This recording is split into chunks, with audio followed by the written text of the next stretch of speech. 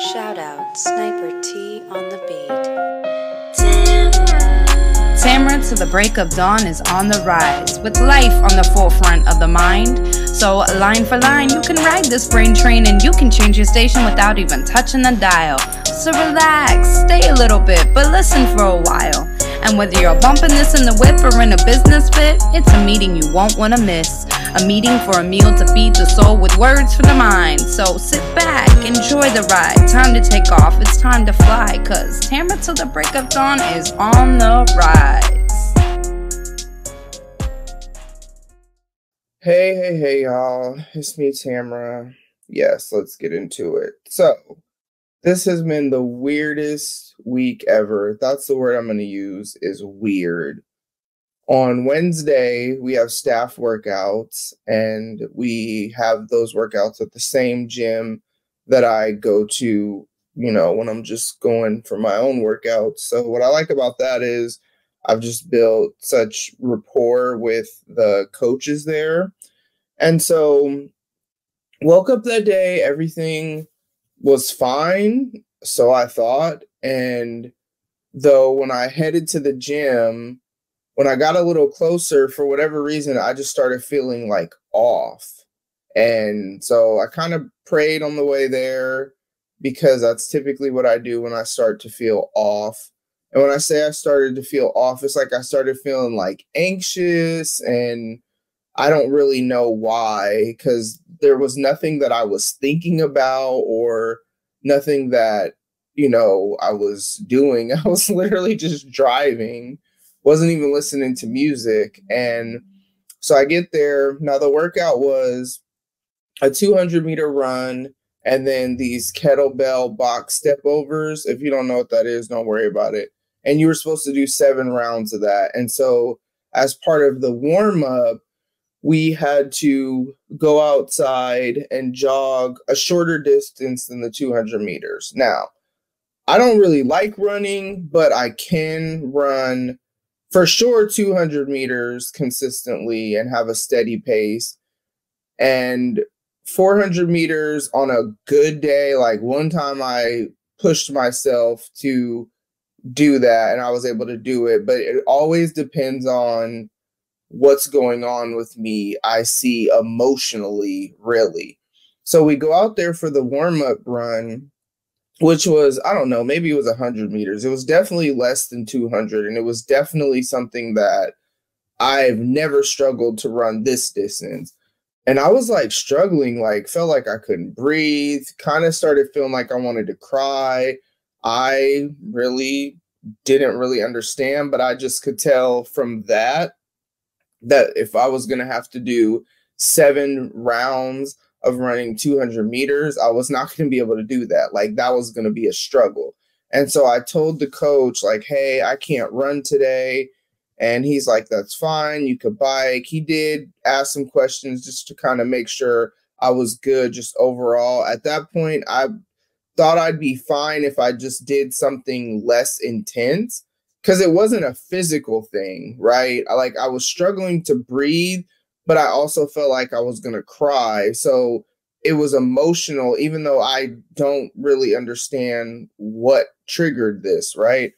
And so he was just trying to make sure I was good. And I'm like, I don't really know what's going on. I just kind of feel off. And he gave me some, encouragement or whatever.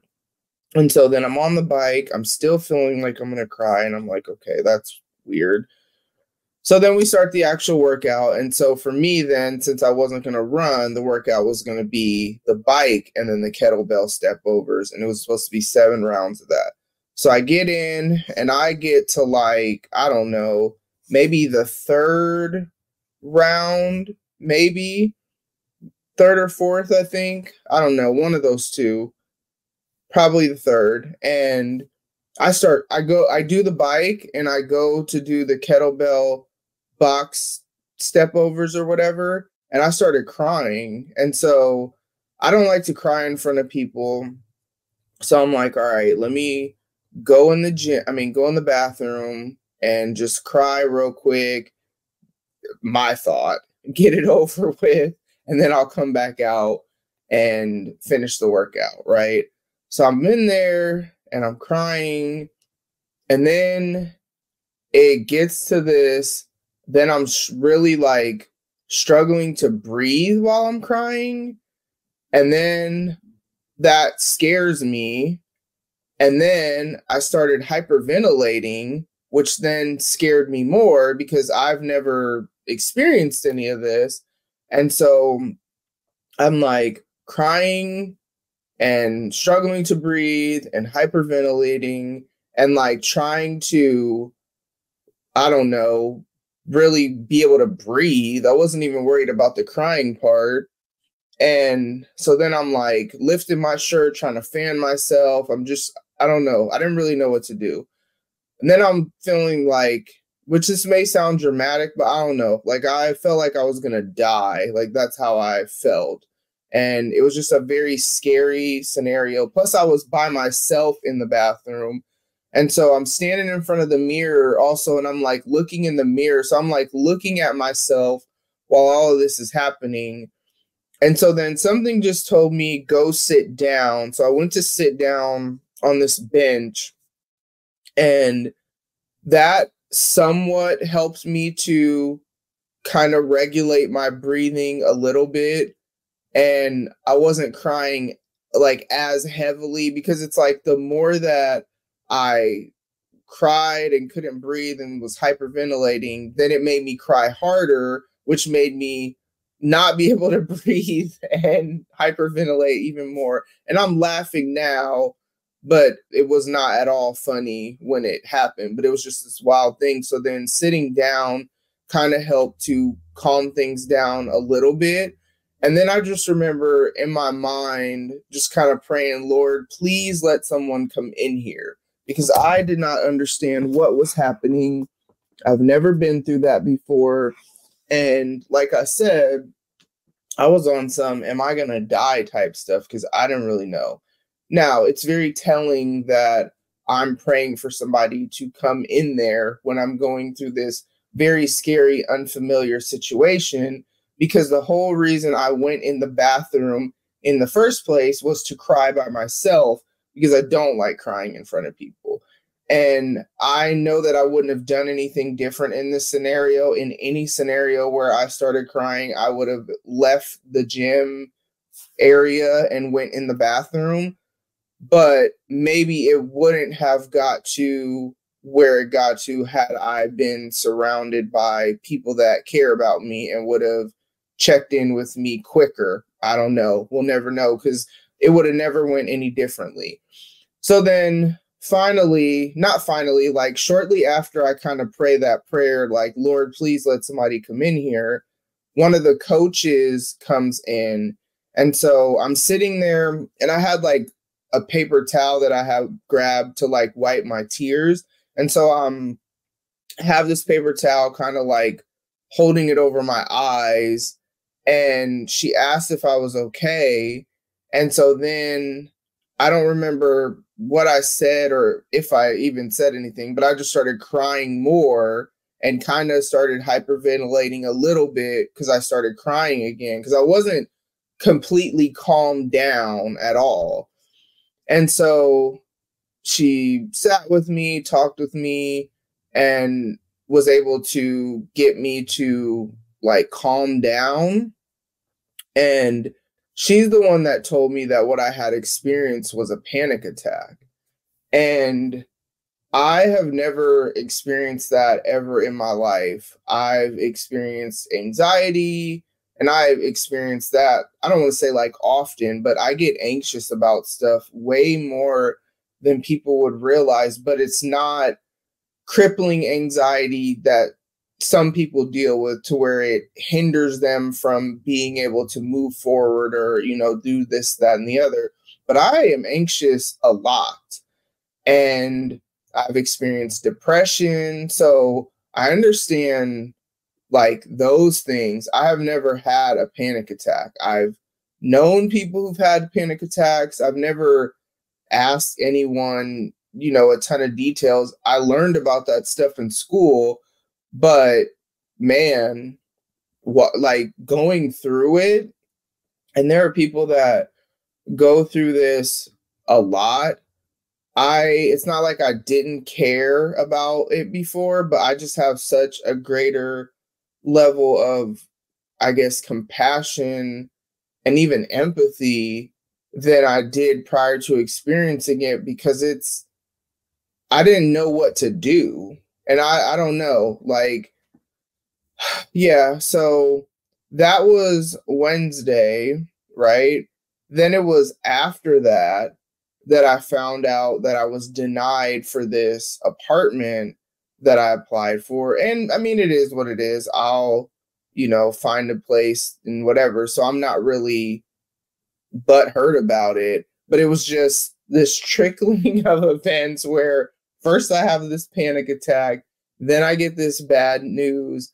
And my week since then, so that was Wednesday, and at the time of this recording, it's Saturday morning.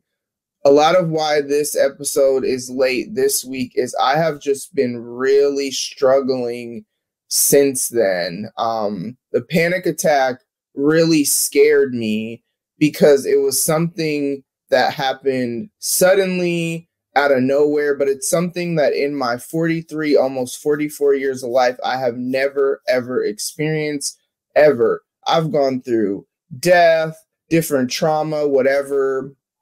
I've never experienced that. And I don't know really what causes that. And so what's interesting is I looked up the definition of panic because that word just stuck with me ever since, experiencing the panic attack. So the definition of panic, the one that I'm going to go with, is a sudden overwhelming fear with or without cause that produces hysterical or irrational behavior and that often spreads quickly through a group of persons or animals.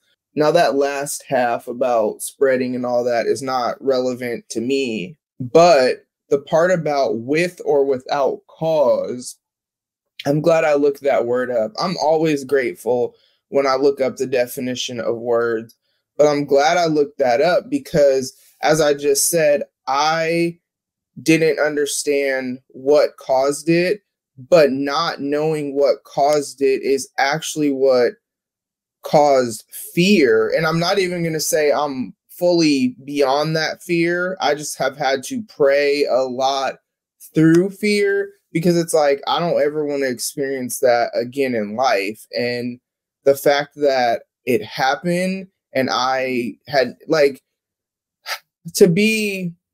this probably doesn't make sense, but this is how I'm viewing it. If this had been something that I've experienced from a younger age, I still wouldn't like it, but I don't know. To me, it's not weird, but it doesn't make sense to be this old and just experiencing my first panic attack when I've gone through so many different types of trauma in my life. But it's the with or without cause part, because I don't really know what really caused that. And so that is what has since then really caused some anxiety and even kind of fear. That happened at the gym.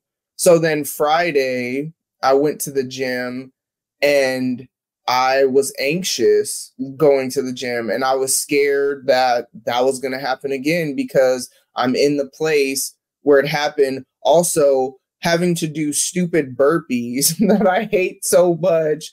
Man, shout out to my accountability person. And it's funny because he doesn't ask me if I'm going to go to the gym or any of that, because I told him you're not going to have to really ask me if I'm going to do what I'm supposed to do. I'm going to do it. And if I'm not going to do it, I'm going to tell you that I'm going to do it.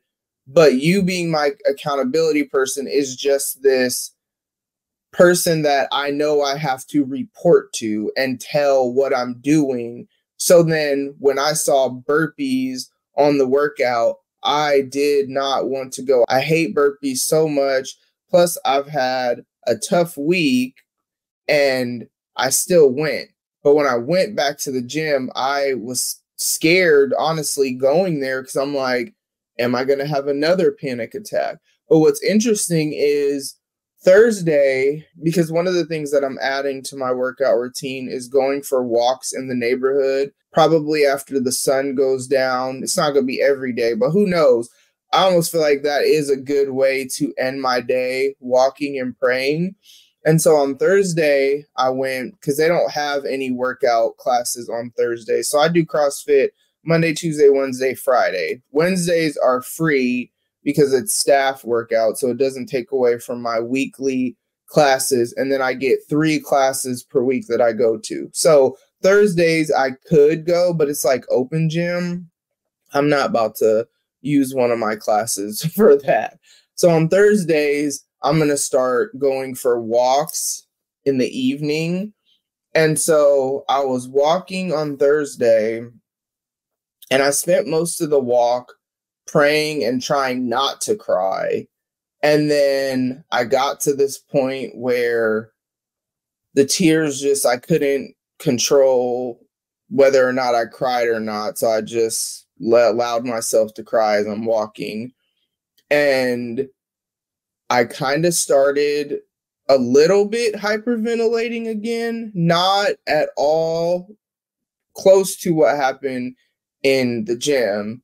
And what I did and was able to do is regulate my breathing so that, I just slowed down my breathing to kind of, gain control. I don't even know if this makes sense.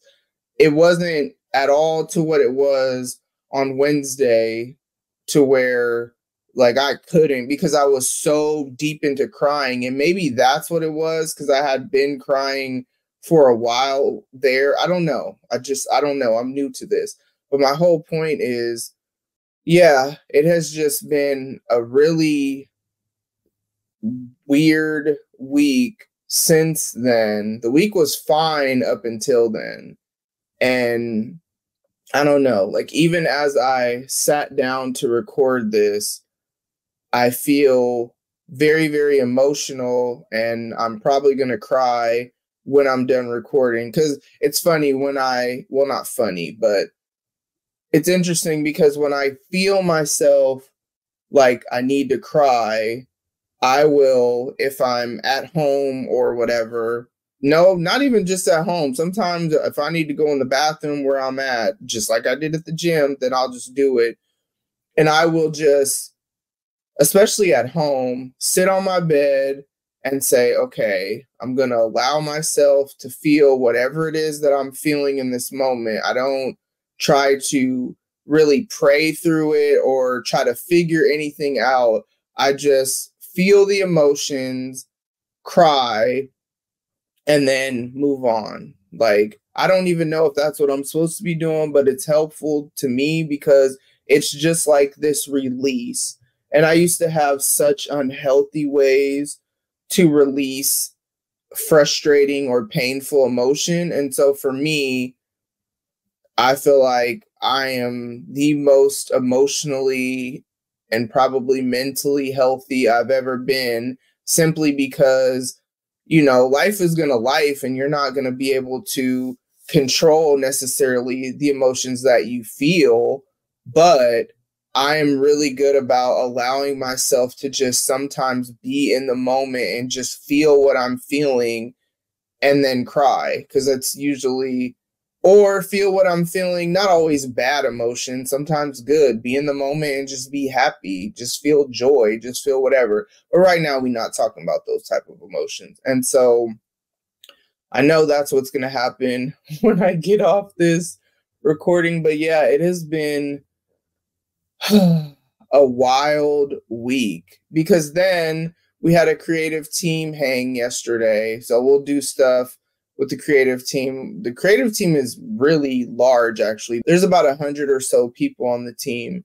Not everyone came to this game night that someone on the team hosted, but it was so much fun. There was food, there was games, although we didn't really play too many games. We played gestures, and then we had a karaoke night. And when I tell y'all I was giving it my all, I was giving vocals, right? But then when it wasn't my time to give vocals, I was giving background dancer, right? And then when somebody did a song that required it, I was giving air guitar. So I was giving everything I had on that stage, y'all, right? But here's the thing. I didn't even want to go to that because I'd had such a tough week, and Friday was crying, got my hair done. And it's so funny because I've been going to the same person for my hair 9 years. Because I think her youngest daughter is going to be 10 this year. And she was a baby when I started going there. And I've never been a quiet client when it comes to getting my hair done or my nails done. So I go to the people that I go to because they are people that I like talking to, and I talk to them about my life or whatever. So she's known that for 9, we'll just say, years. The last 2 appointments, I've been quiet.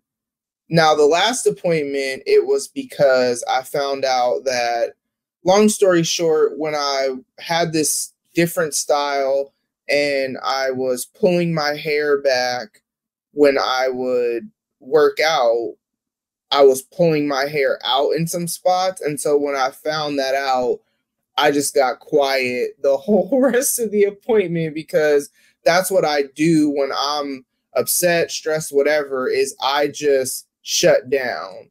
And so that's what happened at the last appointment. Now we have a plan in place. I wear a bonnet when I work out instead of pulling my hair back. And I'm also taking like prenatal vitamins and collagen stuff just to, help that hair grow back. But if anyone knows me, my hair and my nails, those are just things that are important to me and kind of always have been, but my hair more than anything. And so knowing that I like pulled my hair out, like, bruh, but it'll grow back. I'll get past this. We have a plan in place. But yeah, so that was the last appointment. And then yesterday, there was the way the week had gone. So I was like really quiet during the appointment. And then also I'm changing my hairstyle. So I'm the type of person that I get used to the way that my appearance is. And then when I change my hair, now there's never been a hairstyle that she's ever done that I didn't like, or I just have the type of, I guess, face shape or whatever that I can pretty much wear any hairstyle. Some look, more flattering than others, but there's never been a hairstyle that she's done where I don't know. I look like I'm me no matter, I don't know. But so there's that though, because it takes me about 24 hours usually to adjust to a change in my appearance. And so having the week that I had, and then knowing I'm about to look different because the style that I'm getting is completely different than what I've had for the past couple months. It just, yeah, maybe not couple months. I don't know what I'm even saying, because I think I only had that style for a month. But I had been getting longer styles for a while, and this is a shorter layered style, which is actually more so what I used to do before. Anyways, it was a quiet appointment, and she, not in a rude way, but she just commented on that because she was like, this seems like you're, I forget how she said it, like, it seemed like I'm a new client or something like that, because some of her clients are quieter, and most people that I have do any service for me, I'm just a talkative person. It feels sometimes awkward when there's silence, unless I'm like comfortable with you and have a pretty close relationship, then I'm fine with silence. Like, it's so funny. Sometimes me and Kayliana will be on FaceTime, just not even necessarily saying anything, just kind of in each other's presence. But anyways, yeah, that was my week. And man, I'm not to the other side of it. necessarily. But what I will say is I am really trying to just not allow fear of the unknown of, oh man, could another panic attack happen, hinder me from anything, just because, I have I rely on the Lord for everything. Like, again, I do not know how people who have panic attacks on a regular basis, who do not rely on the Lord, I don't know how anyone would navigate that. Because when I was at the scariest moment of that, my only prayer was, Lord, please let somebody come in here, because I knew I needed some sort of help. And I'm telling y'all, shortly thereafter, someone came in there that she just happened to have to go to the bathroom. But then she could see that somebody was sitting on the bench, and she was like, well, that's weird, because no one should be in here, because they should be out there working out. And then when she saw it was me just sitting there, that's even weirder, because I don't ever do that. And then even when I was walking and praying and crying and kind of like starting to hyperventilate a little bit, I was, yes, regulating my breathing, but the part I forgot is I was already praying. So I just kind of started praying that the Lord would replace the fear that I was feeling with his love. And that helped to, and praying in my mind, not praying out loud. There are times that I pray out loud, even if I'm by myself. But in that instance, while I was walking, I was not praying out loud. So yeah, that has been my week. Again, I don't know.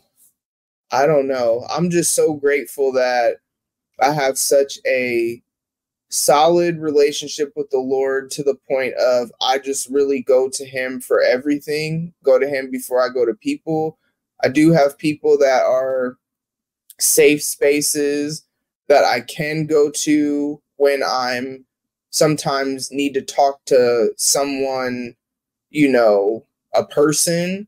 However, when I do that, I don't go to them necessarily for a make me feel better type thing. Like, when I think about the person that I have feelings for, and when I think about the times and the things that I talk to him about, which it's crazy, I can talk to him about any and everything else except him, except my feelings for him. It's kind of funny. But like, when I go to him with, whatever, I don't go to him with this, oh, you're going to make me feel better type thing. Really, it's typically he thinks differently and views things differently than I do, and will view things and give me a perspective that I need, that I had not even considered. That's typically, like, the more that I've gotten to know him, that's what's honestly made me go to him in scenarios that I can't say, because some of them are like vulnerable scenarios where I'm telling you about things that are happening in my life that I might not tell other people. However, there's such a different perspective that he has that helps me to think about things that I wouldn't have, especially because sometimes, depending on what it is, I'm in the weeds of the emotion of it, and I need someone to help me get out of my emotions and just think logically. But nevertheless, even having a safe space like that, it doesn't mean that I don't go to the Lord for what I actually need. Like, when I need to, like, feel better, or have, I don't want to say feel better, because it's not just about that, but like have freedom or breakthrough in an area, or healing and stuff like that, I go to the Lord. When I need my fear to go away, I go to the Lord. I can't go to a person, because a person, I mean, they could pray for me, but they can't necessarily like change what's going on with me internally. And the balance, though, is that for a while I had got to a place where I only went to the Lord and I didn't really go to people at all. And I would just shoulder things by myself that I didn't really need to shoulder by myself.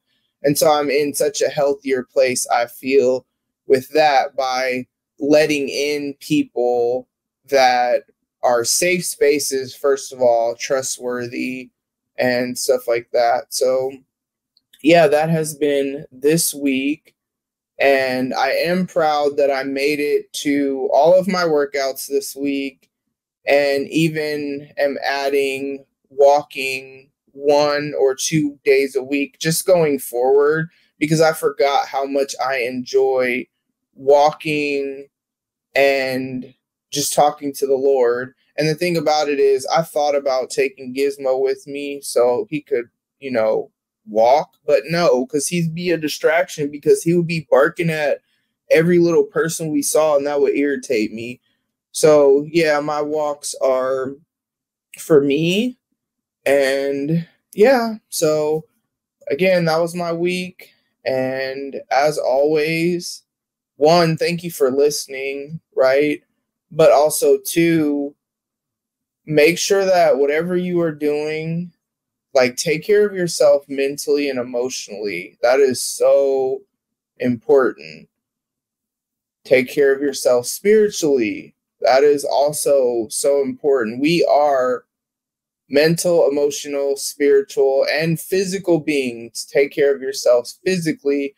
But sometimes the physical ailments that we experience are the result of a physical manifestation of either emotional, mental, or spiritual issues. That has been proven to be true, because we think about something like stress. Stress can manifest itself in being a stomach ache or stuff like that, but the root of it is not what you ate or some physical issue. The root of it is an internal, emotional, or mental issue. And so that is why I always start there. Take care of yourself mentally, emotionally. Really, I should be starting with spiritually, but the reason that I don't, because everybody that listens is at different places in whatever you're focusing on in life. And regardless of if you are trying to focus on any type of, relationship with the Lord or spiritual journey or whatever, your mental and emotional health, that is going to be something that's going to be there regardless.